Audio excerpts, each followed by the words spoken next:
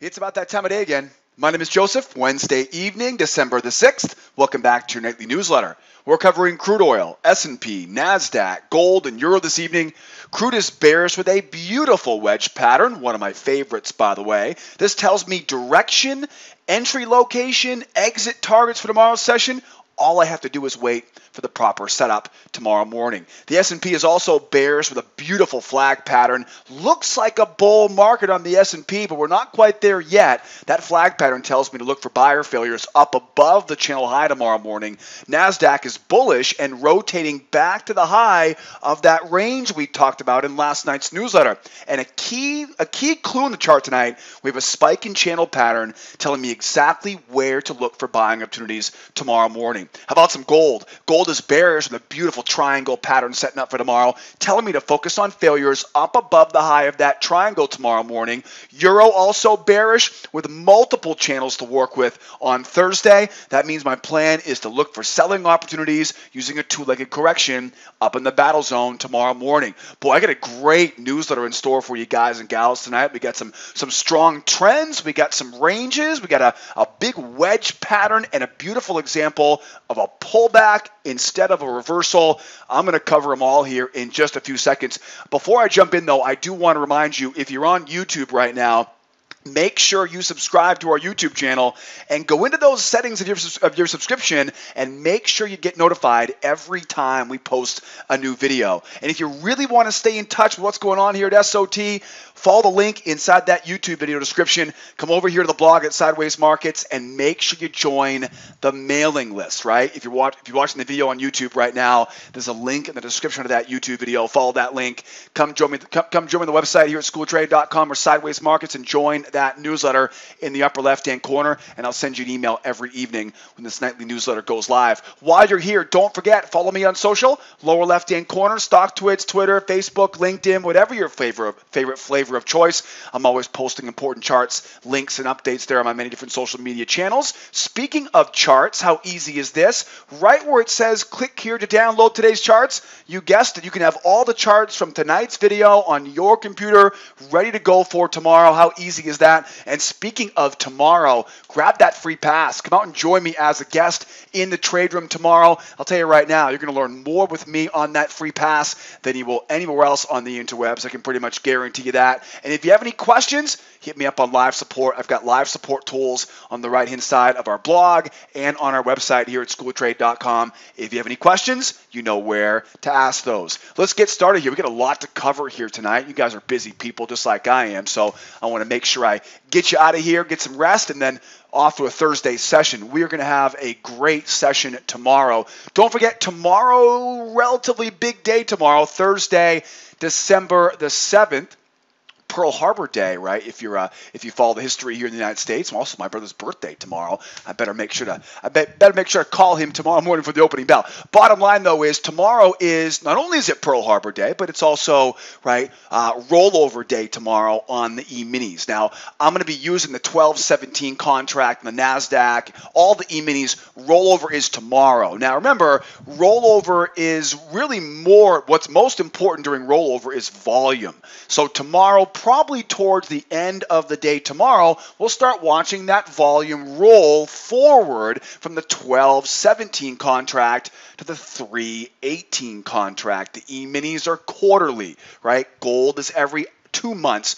Crude oil and energies are every 1 month, right? Crude every 1 month, gold and other metals are every 2 months.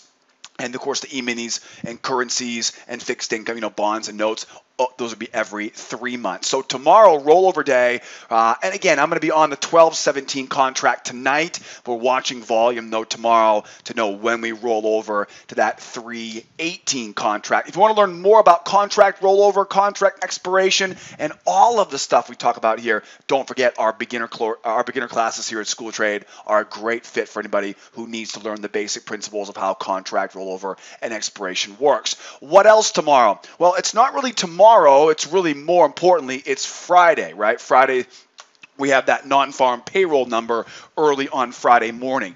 Now, what this means for us tomorrow is as we get, I would say probably after 2 o'clock, 2 p.m. Eastern time tomorrow, you're probably going to start seeing the market slow down a little bit earlier than they normally do. The reason why this happens, big market makers, all the big fish in the sea tomorrow, they're not going to want to hold open positions or at least have too much risk on before that employment number on Friday morning. So don't be surprised tomorrow afternoon when you combine rollover on the E-minis with non-farms on Friday, right? We may just see the market slow down here pretty well. So get to it relatively early tomorrow, right? That's kind of the big, important, broad ideas for tomorrow. We have no major news in the overnight session tonight, so nothing to worry about there tomorrow, or at least in the overnight Asian session. Really, there isn't a lot of big news tomorrow. We get the home prices out of Great Britain at 3:30 in the morning. We got the typical jobless claims tomorrow morning at 8:30 Eastern time. You know, those jobless claims numbers, they barely move the markets anymore. They haven't moved the markets, boy, since the financial crisis of 2009. So it's been a long time since we've seen these jobless claims really be a market moving event. So not a lot on the calendar tomorrow. Again, just roll over.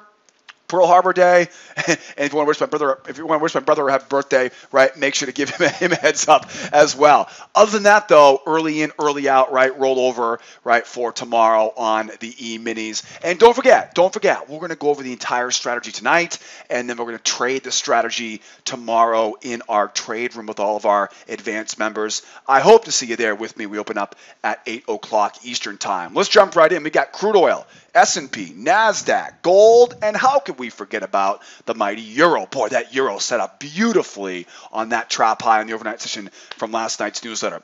But I don't want to get too far ahead of myself here tonight. Let's jump right into oil. We survived inventories.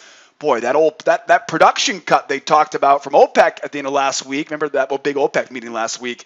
Doesn't look like this is working out as they had planned on this. I think this is just that normal cycle from 60 back down to 55. We've been doing this here for a few years now. This dance has gotten pretty familiar with us now. Again, rotating back and forth around these big numbers. Bottom line, crude is bearish with a beautiful wedge pattern tonight, which always is one of my favorite chart patterns because it tells me direction, it tells me entry location, and tells me exit location for tomorrow, right? There really are a lot of great benefits to a wedge pattern. Now, it's somewhat easy to see right now. The wedge gets narrower, right, as it goes, and the wedge is starting to get relatively narrow right now, right? You can see that wedge kind of getting narrower and narrower here. A great example of how important proper rotation is when you're using technical analysis. Well, here we are. It's getting pretty darn narrow here. In fact, it's probably about 10 to 15 ticks wide at this point, right? So anytime we get really narrow like this, there isn't much trading room inside the wedge, right? Remember, one of the easiest ways to tell when you should look for a correction is when there's not enough space inside this wedge. So my best trading opportunities are likely going to come with a two-legged correction up to resistance levels overhead. I've got that 56.43 swing, and of course that battle zone with that naked reversal line up at 56.55. The wedge also tells me, right, so that's the entry locations. The wedge also tells me where the long-term target will be for the sellers, right, which is down at the vertex of this wedge, right? So you got that kind of the vertex, right, where those two trend lines come together. That is just above that major swing at $55 a barrel. So long-term target down at that wedge, and obviously we got this measured move, right? This measured move also will act as a short-term target. So key principles here for tomorrow. Who has control? The bears do. Where's their objective? We have to assume, this is going to piggyback something we talked about last night, right? Those three questions. Where's their objective? We have to assume right now their short-term objective is this measured move. From there, if they can get through that measured move, then we go looking for that wedge target, 55.13, right, et cetera, et cetera. Now, we know where they're, right, we know who has control, we know where their target is. Where are we? We're getting pretty close to that measured move, right? Not a lot of open space down there. And as I mentioned earlier, when you look at this, right, when you look at this wedge pattern, and we can see how this thing starts getting narrower and narrower and narrower and narrower. We're getting closer to the measured move target. Nobody wants to sell into the target, right? They want to sell away from the target and use the target, right, to make some profit. Narrowing out of that wedge, right? We're looking for that nice jump up. Allow traders now to sell high, sell at resistance with a big wide open profit target, right, coming back down below. So wedge, pretty simple, right? Bears have control. Where's their objective?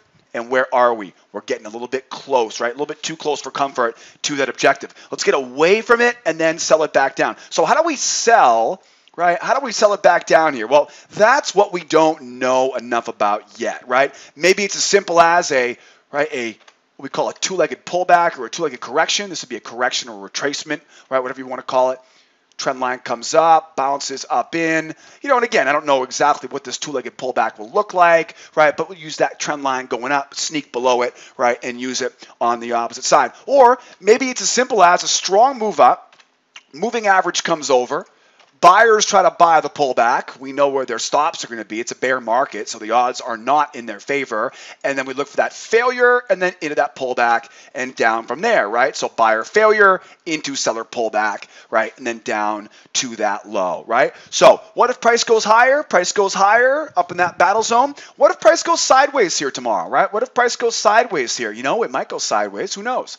Right? Price goes sideways, then we start thinking, okay, bear bias. And again, we talk about this pretty much every night on the newsletter. Get ready for up, down, and sideways. If it goes sideways here, if it turns sideways, double tops, double bottoms, moving average flattens out, right? We're not going lower, but we're not going higher either. What do? We keep looking for that one try, two try, failures, right? And sell back down into that range. What if price goes lower? What if prices keeps on going lower here? Well, if it keeps on going lower, then we'll have to wait and see kind of how the measured move reacts, right? If it keeps going lower, hits that measured move and bounces, well, then we know it's pretty simple, right? Look for that sell back down again, right? So it all kind of depends on what that measured move ends up looking like or what the price action looks like when we get to that measured move tomorrow. If it keeps going right through that low, right? If it just kind of rolls right through it without paying any attention whatsoever, your job then is to focus your energy on getting in, selling as high as possible at that point, right? Because you've got that target creeping up on you down around that 55 even. We know the strategy for up. We know the strategy for down. We know the strategy for sideways.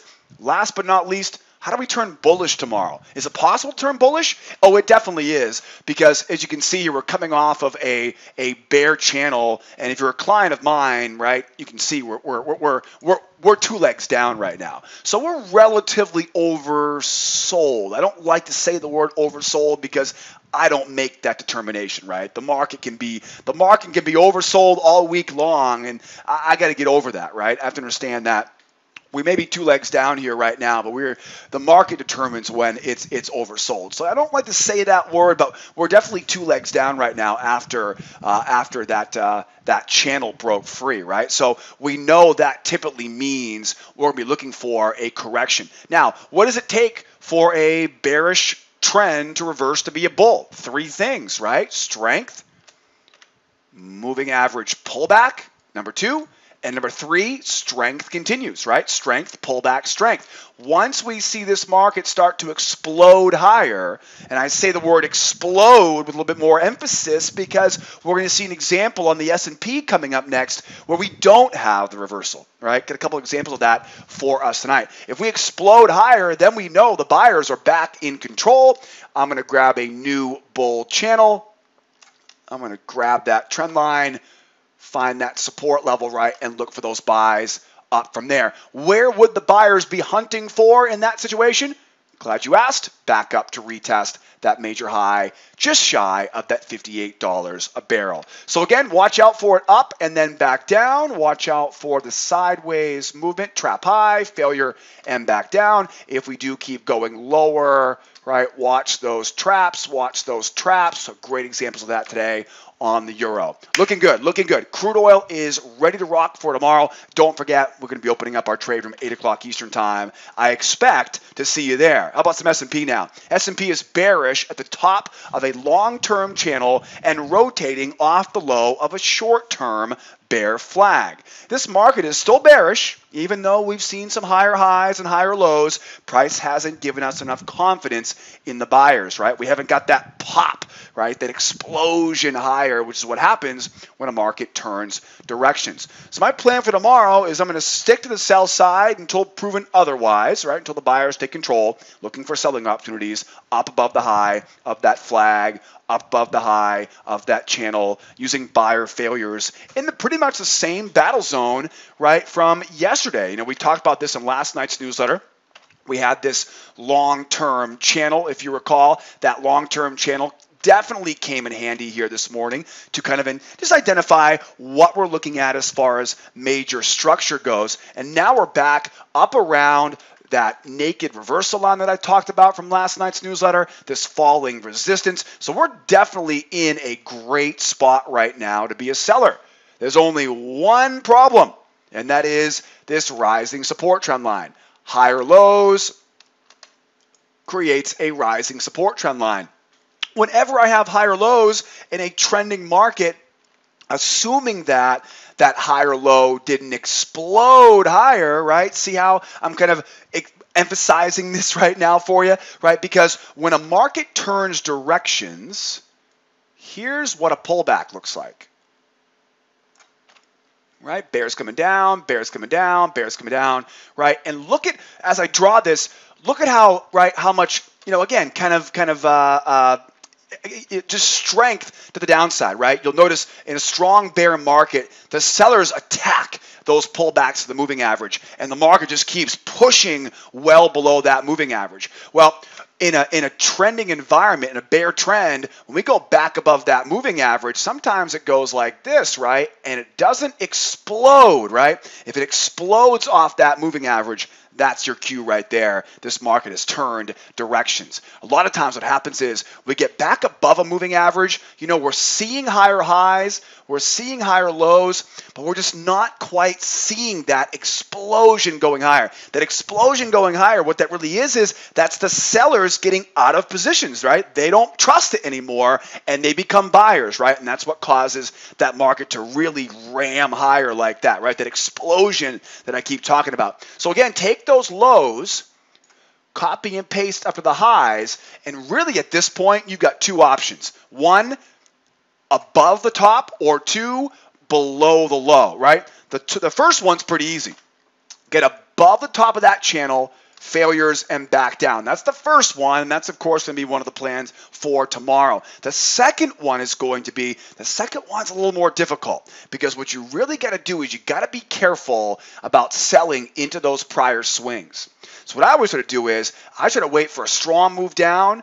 Don't sell down here, right? Don't sell into those, again, don't sell into these prior swings, right? Because these are, you line up for a bounce. This will bounce off that, right, off of that low. I'm going to wait for that bounce and then look for the sell from there, right? So rather than, again, just don't sell it as it goes lower here, okay? Because oftentimes what will happen is it'll get just below the low of that channel. It'll look so bearish, and then all of a sudden, sellers won't want to sell low. Buyers will come in, try to buy the little trap low, and the market will just cruise back higher here and reverse with one of my favorite reversal patterns. We call it a crown reversal pattern. So I'm getting ahead of myself right now. We have that channel, right? Higher lows, copy and paste it up to that high.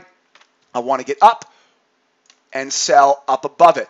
Half the battle here is just getting far enough away from the bottom of that bull channel. Right? It's a bull channel, but it's a bear market. I know it sounds a little bit counterintuitive, but again, trust me, when it turns bullish, it'll be as strong as the moves going lower, right? See how strong the move was going lower today? When it turns bullish, it'll be just about that strong going higher. You'll see it. You won't need my help, right? It'll be obvious. It'll be bullish.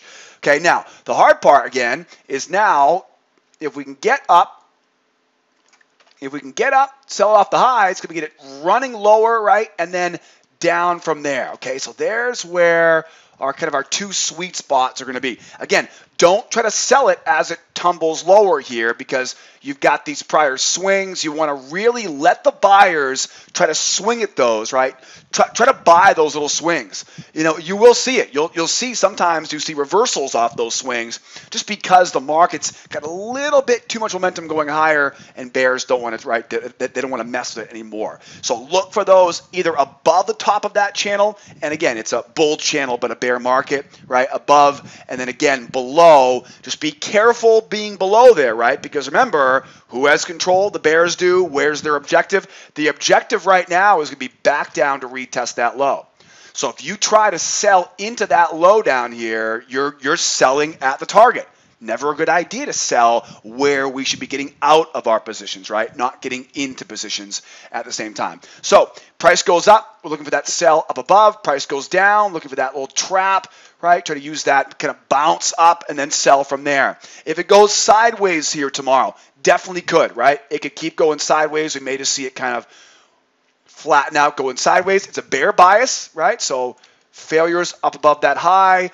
We'll look for that sell back down. Be very careful selling below that range low because, right, you've got that measured move waiting down below. So how do we turn bullish, right? How do we turn bullish? Well, as of right now, we haven't seen that pop. We haven't seen an explosion higher. Strong move up.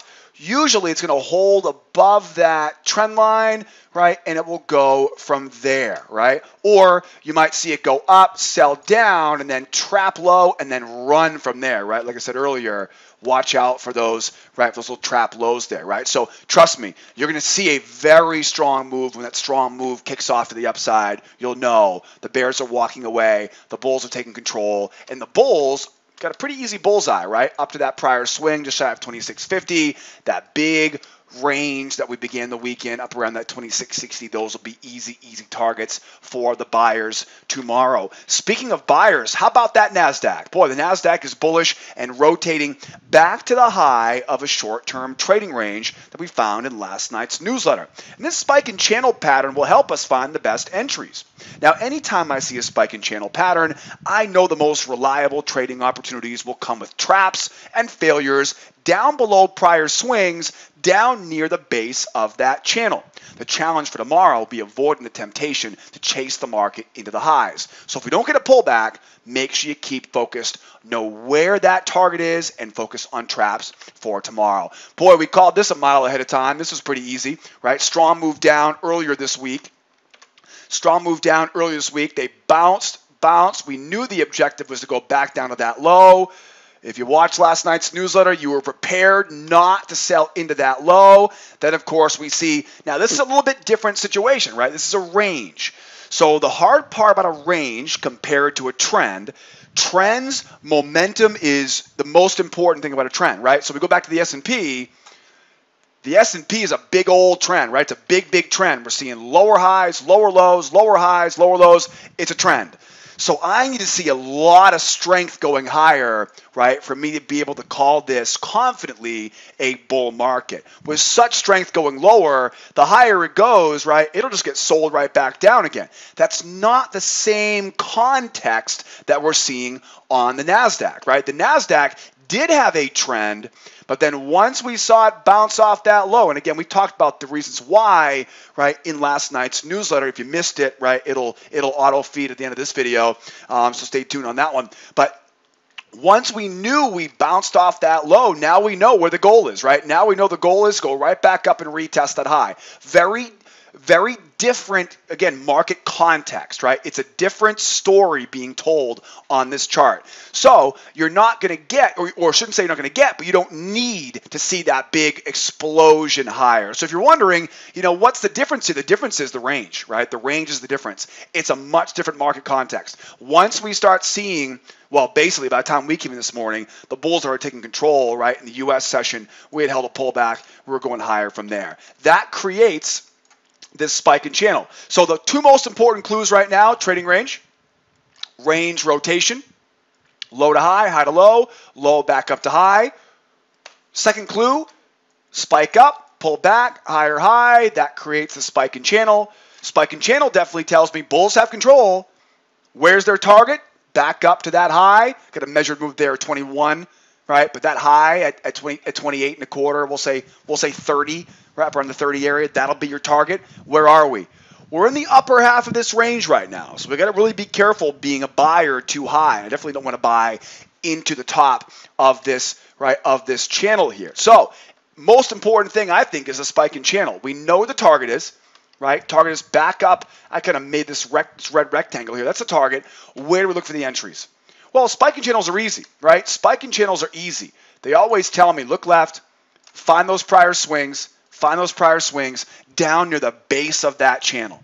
Okay, so what if price goes up? What if price goes down? What if price goes sideways for tomorrow? I'd love to see it come down. 1 try, 2 try from the bears. Failure into pullback. Wouldn't that be lovely here for tomorrow, right? Seller failure into buyer pullback, and then right back up right to the top of that channel, and hopefully leave a runner up at the high of that range. What if price goes sideways here tomorrow? No problem at all, right? Price goes sideways here tomorrow. It's got a bull bias to it. Trap low, 1 try, 2 try. Remember, anytime we see a trading range, there isn't one right now, right? No short-term range right now, long-term range, but no short-term range. Anytime we see a short-term range, we're always looking to fade the breakouts, right? Failure patterns, 2 try rule, buy the low because it's a bull bias here tomorrow. And what if price goes higher? You know, what if I'm misjudging this, right? Maybe it's a, I don't know, right? Maybe it's a wedge, right? It might fit. Doesn't look like it is the best fit, but hey, that might fit. What if we keep going higher tomorrow? Yeah, we keep going higher tomorrow. I never want to buy into resistance, so whenever I find myself in a position where the only option is to buy high, I always like to look for those little traps, right? Find that prior swing, look for that trap, and buy up from there. The difficult part tomorrow, much like we saw in the early part of the session this morning, if we get up there, then if we start seeing that strong move, right, like we saw today, strong move down, now you know what they're hunting for, right? Remember, once they get to the top of that range, then just a little bit of strength to the downside will usually send this market back down to retest that low, right? Remember, different context, right? This is a range, whereas the S&P in a trend. So we've got to be anticipating that turn once we get back to the high of that trading range. Also, again, don't forget, this is the 12-17 contract. Same thing on the S&P, right? So watch out for that rollover here tomorrow. Boy, how about that gold today? Gold gave you 2, maybe 3 different opportunities to sell up in that battle zone from last night's newsletter. This is almost the same chart from last night, right? I'm not lazy, but it's just nothing really changed here, right? That required me to make any big changes. We didn't make any lower lows. So gold is definitely bearish and trading at the low of a triangle this evening, right? We didn't retest that low. That was the objective. That tells us to trade this like a range. And a range tells me avoid the middle. The bear bias tells me sell above the highs, right? Anytime we have a trading range, we always think focus on failures, focus on the 2-try rule here tomorrow morning. Now, if the sellers can break down below the range, we get a nice large measured move target waiting down here just above that 1254 area, right? So that will be a definite target for the long-term sellers tomorrow, maybe later on this week. But right now, we got to get out of this range here first.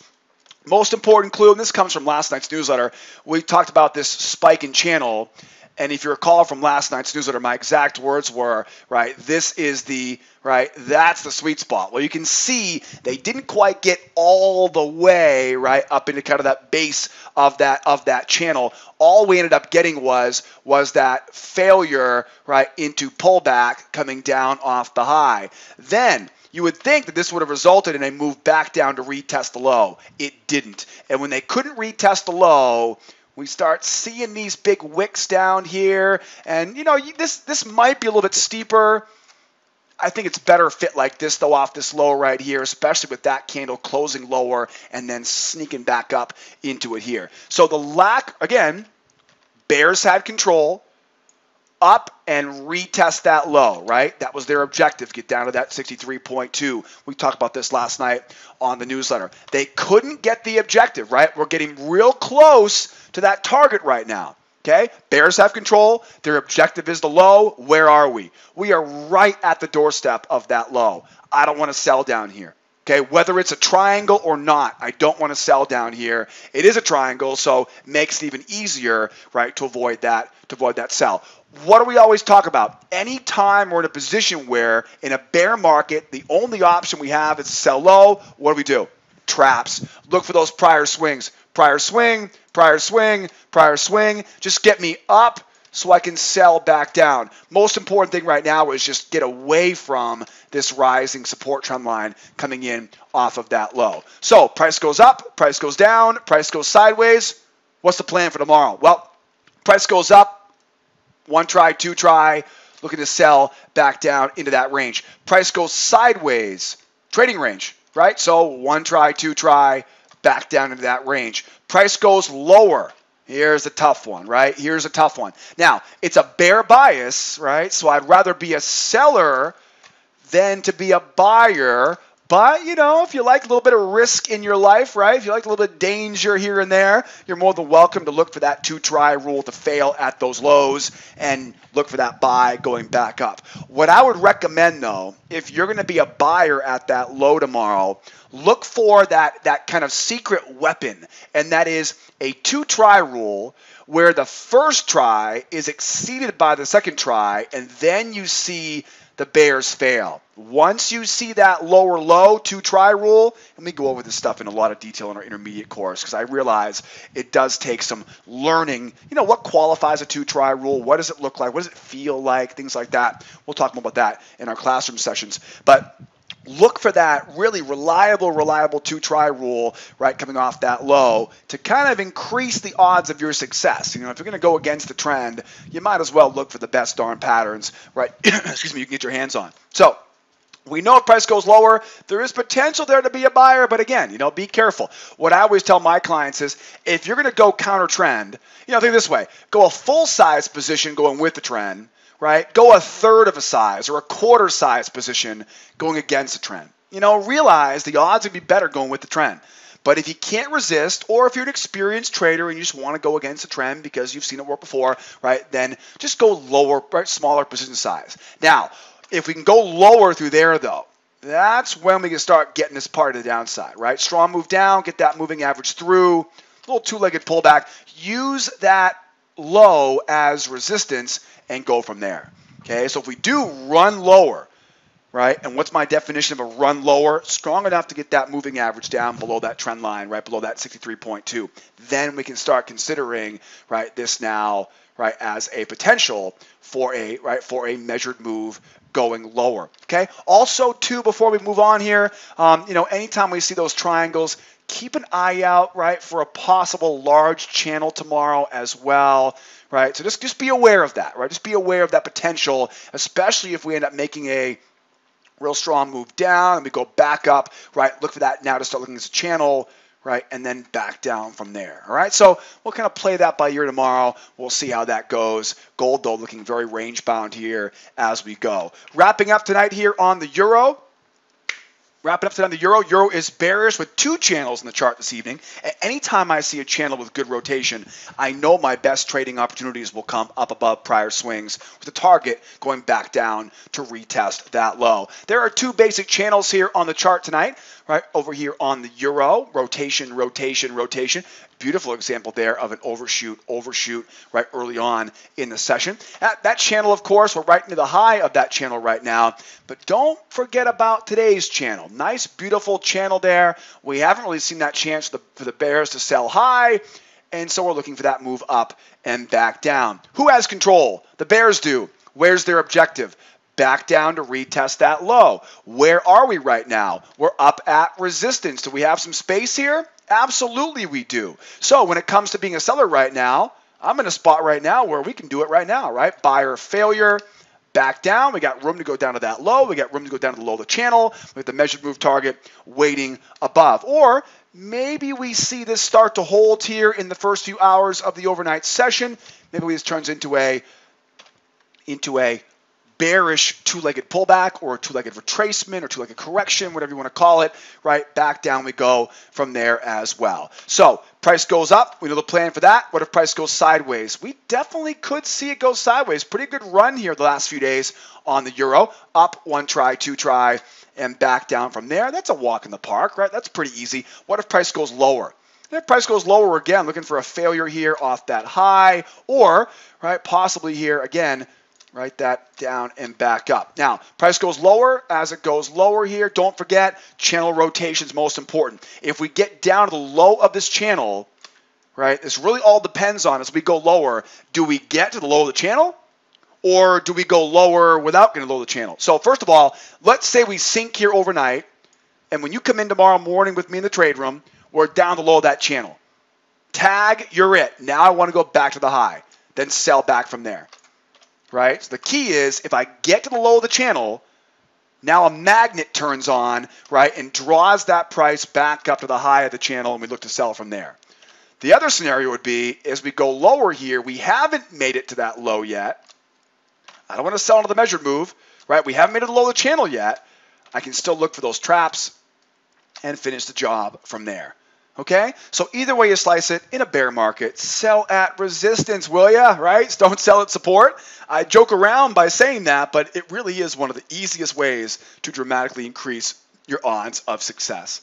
Boy, speaking of odds of success, you know, I teach a lot of this stuff inside of my free trial. If you want to learn more about our trading strategy here at School of Trade, go to the schooloftrade.com website and check out that free trial. If you're on our blog right now, there's a link on the right-hand side of the website, right, which will say free trial, join the free trial, and you can learn more about our trading strategies here at School of Trade. I'll also send you a free pass to come out and join me and learn more in the trade room. While you're here, don't forget, beginner, intermediate, advanced classes. If you're brand new or an experienced veteran, it doesn't matter. I've got a great place for you guys here at schooloftrade.com, and I'm always here to help.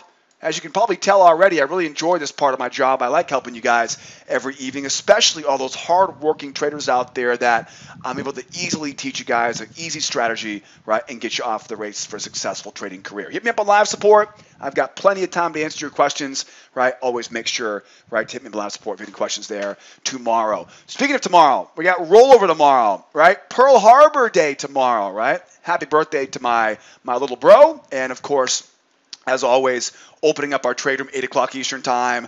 If I don't see you there, I'll see you same time, same place tomorrow night before 8 p.m. Eastern time on my nightly newsletter. And that does it here for me tonight. Be well out there. Be nice to each other. All right, guys, and we'll see you guys next time. Adios, amigos. Bye-bye.